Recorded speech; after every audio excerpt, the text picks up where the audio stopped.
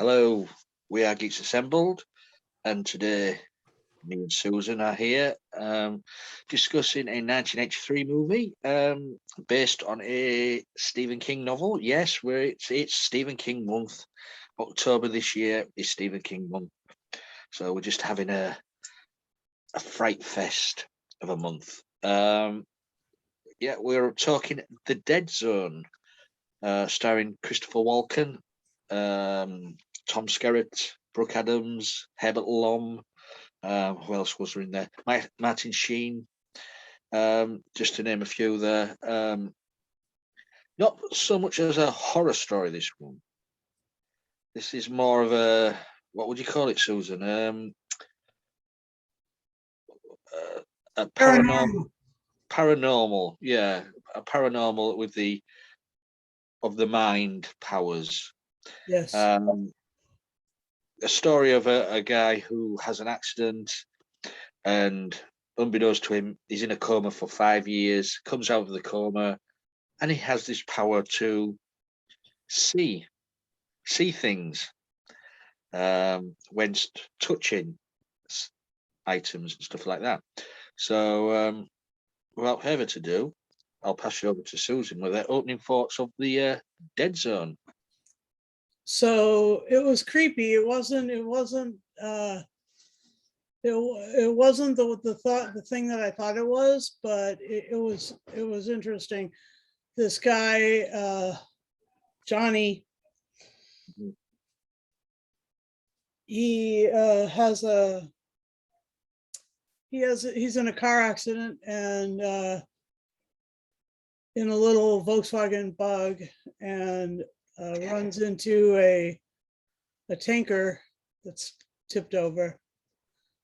And man, that's sort of timely, because all around the city that we're by, all these tankers are tipping over. Anyway,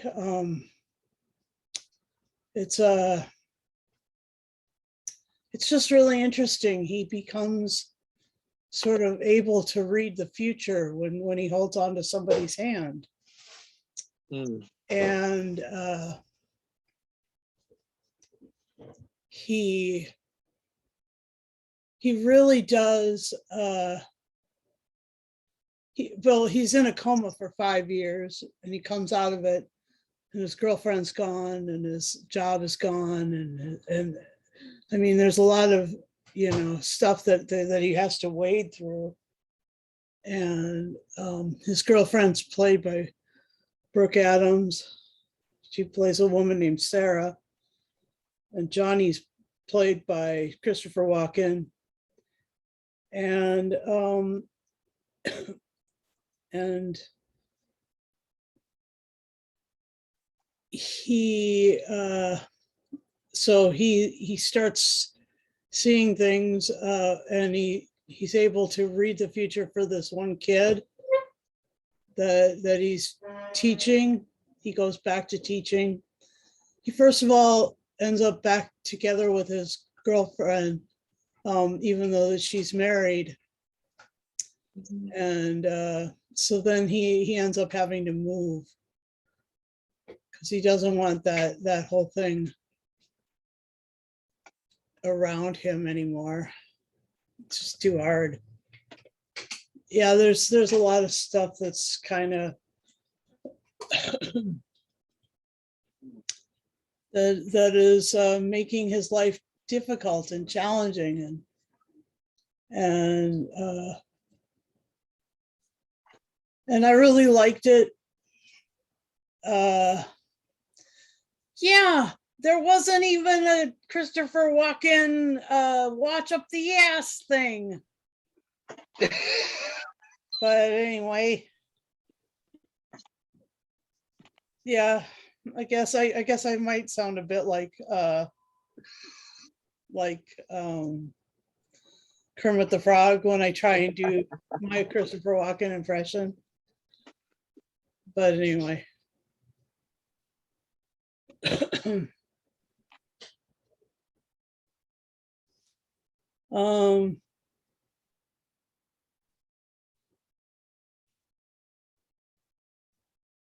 Yeah. Oh, So I thought you froze. no, it's just really it's a really good movie, Mm-hmm. and it's kind of timely because the guy who plays Senator Tilson or Stilson is very much like our former president. He's that kind of crazy, and he's willing to do a bunch of shady stuff to get elected and to keep his power structure. And then he was gonna bomb the world, and that's sketch. And Johnny finds out by shaking his hand. Anyway, there's some cool scenes, but we'll get there. Uh, what did you think? Well, as I mentioned before we started recording, this is the first time I've seen this movie. I don't know why I missed this one when it was out in '83. Yeah, it's a good movie. I don't know how different it is to the Stephen King novel. So, yeah, the Dead Zone is it's referring to the psychic awakening in his mind, isn't it? He can touch someone or touch an item what someone's held, and see things in the past uh, as well as the future. Um, I did like the story. I thought the story was quite good. But for me, I thought Christopher Walken was slightly out of place in this movie. I mean, don't get me wrong, I love Christopher Walken, but I don't know. I got the feeling he was slightly out of place in this movie as this character Johnny. Because I'm so used to Christopher Walken playing, these crazy gangster type, psychotic, uh, sometimes comedic characters, and this one was sort of he came across as vulnerable, very very vulnerable after the accident.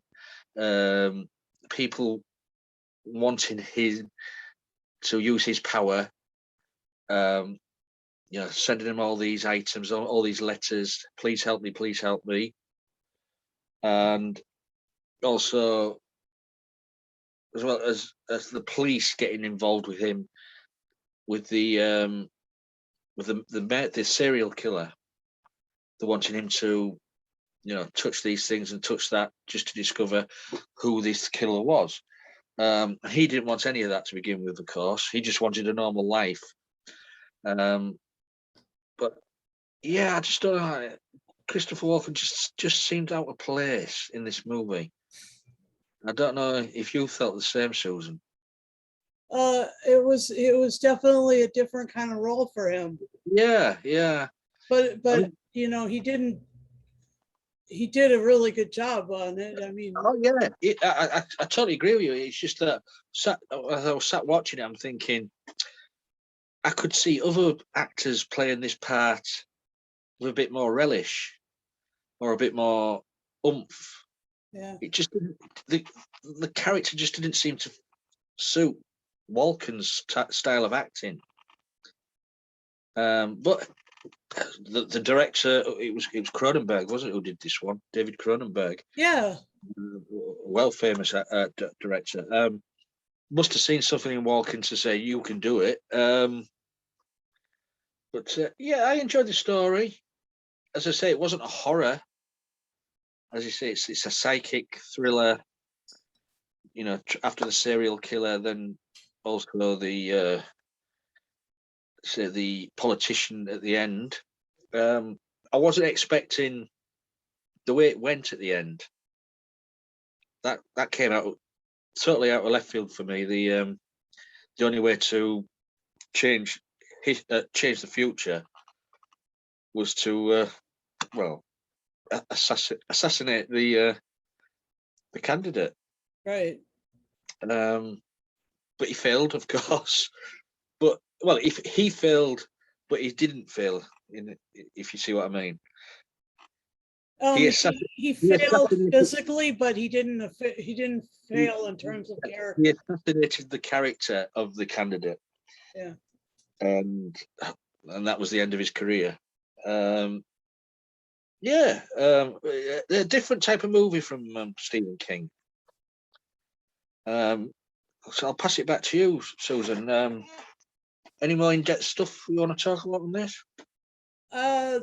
That scene was really interesting because the kid, the daughter of Sarah, or the son, the little baby of Sarah, Stilson held up and was like protecting himself like a human shield. Yeah.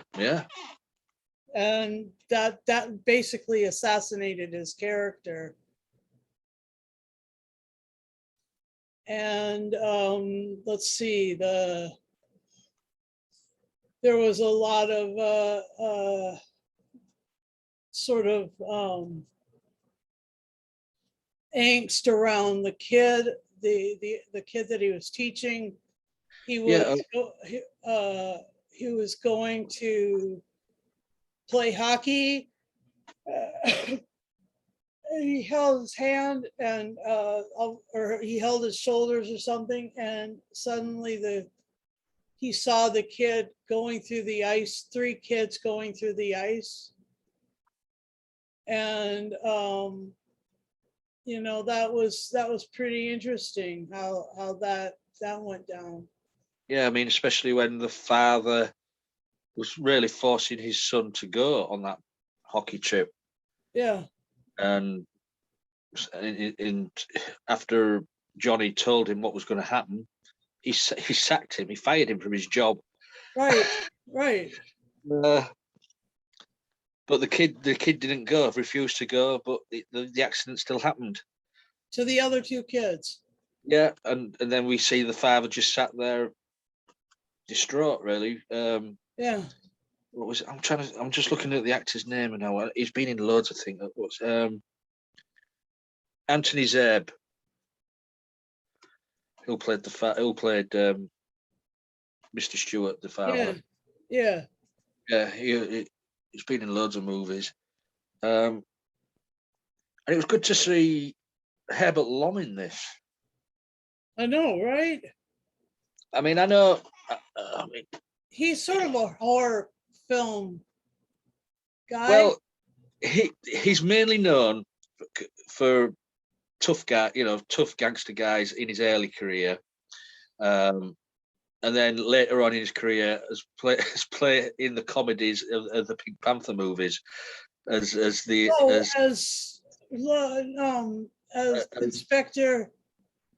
or as the as the foil to Clouseau's mishaps. That's right. You're right. Okay. But it was good to see him in a straight role again in this. Yeah. Just playing a not out of the ordinary, just a doctor who was looking after Johnny while he was in a coma and looking after him while he was recovering. So no special. It was just his doctor, really, wasn't it? Just sat, but Johnny had seen his past as well. Yeah. But he made him go and find his mother, who thought he was dead. Right. So he was doing stuff for good as well. I mean, most of the stuff he did in this was for good. Yep. But it didn't. By the end of the movie, it wasn't in Johnny's favor, of course. Yeah. And at the end, the scene with the nuclear, with either you put your hand there, or I'll cut it off and I'll put it there myself. Stilson was just unhinged. Power mad. Yeah. But also as well the serial killer section with killing the women Yeah. in the town where Johnny lived. Tom Skerritt playing the sheriff, of And course. it turns out to be his assistant Dodd. His deputy. Yeah. Which for me, that was a great reveal, because I didn't see that coming either. But for me, that section where they went after Dodd to the family home, and his mother knew as well. Yeah. All along. Yeah. But he knew, and it said Dodd killed himself in the bath with a pair of scissors. But yeah, that scene for me was brilliant. The police and Johnny at Dodd's house. That was just quite suspenseful. That. So, anything else you'd like to say? Well, he used the scissors to kill all the women. Oh yeah. So I mean, he was perfectly able to deal death blows with a pair of scissors. Yeah. Oh my gosh! What a way to go, though. What a way to go! Yeah. Ooh, no.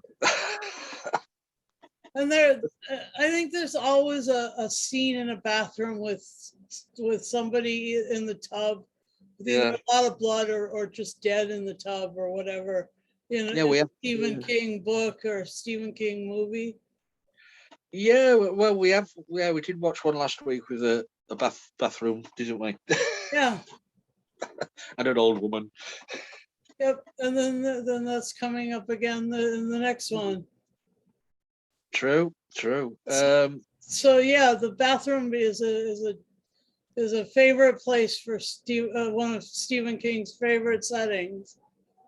It is, and it's. You notice these things: bathroom, children. There is a theme with Stephen King. Yeah. So and what's interesting is that Stephen King, Stephen King was like this guy Trump is a terribly dangerous person because I wrote a character like that, and I see it now. It was Stilson. Yeah. I mean, King was standing against that because he'd already written a horror story about a power mad despot, dictator kind of guy. Anyway, it's just amazing. Let's see. Yeah, that Mrs. Dodd bit where she knows and she's gonna shoot. Yeah. Anyway, that's kind of crazy. She knew all along. She knew what her son was doing, and she let him do it. Yeah. That was and also going to the beginning of the movie as well. The scene with where he's recovering when he comes out of the coma with the nurse as well. With her daughter in the burning house.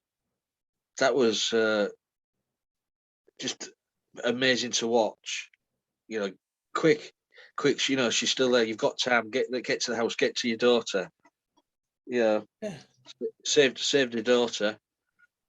Which was and that's when I think that's when he first realised he had this power, was it? That was the first thing what had happened. Yes. But what did make me laugh was right at the beginning, because he's like an English teacher, isn't he? A literature teacher, and he's sat there in front of the students reading from, was it the Legend of Sleepy Hollow, Ichabod Crane? No, he was reading Edgar Allan Poe's The Raven, and then he assigned. That was it. He assigned them to read The Legend of Sleepy Hollow for the next day, which was quite, thing, seeing as he played the Headless Horseman in Sleepy Hollow. No. I thought, well, strange how things turn out. Strange, yeah, I completely missed that connection. That's amazing. Yeah, but let's say this movie was made well before he did Sleepy Hollow anyway. So Yeah. but, yeah. Anything else you'd like to say about the Dead Zone? It was really surprising. It was, Yeah, it wasn't what I and expected. we reviewed Monk and what's her name? Brooke Adams. She's the wife of Tony Shalhoub. Oh right, I didn't know that. Yeah, so she was in Monk, and anyway, this was cool. Mm. And Alex and I were talking a little bit, and Christopher Walken's a bit like John Malkovich. You don't expect him to do horror stories, but you know, he's always does these quirky, funny things too. Yeah. This was, as I said, this was not a film I would expect Walken to do. Yeah. But he pulled it off. Yeah. So, shall we go to final say then? Sure. Over to you. All right. Well, it was. I don't know how close it was to the book. I don't remember the story from the book. I enjoyed it though. It was timely. It was really timely for what our nation just went through, and the little towns that they were talking about in Maine that he was moving from one to another. That was pretty interesting. And the other thing that was really interesting was Walken not doing over the top kind of things. He really pulled it down and went into the supernatural with us, and that was fun. And he was more subtle. he was more subtle. Yeah. A lot more subtle. And so for all those things, I'll give it a 9 kids under the ice out of 10. Lovely. I know. So this was a movie. It wasn't the sort of movie I expected, but it was still nice to sit down and watch it. As I say, Walken's portrayal and acting in this is very, very subtle. It's not. If you're going to sit down and watch this as a Christopher Walken fan and expect a Christopher Walken in your face sort of portrayal, it's not going to be that. But it's still a good characterization of what he's doing. What can I give it? Enjoyed it. I'm going to give it 8.5. What shall I give it? Psychic visions out of 10. Nice. It's an enjoyable movie. It's not a bad movie.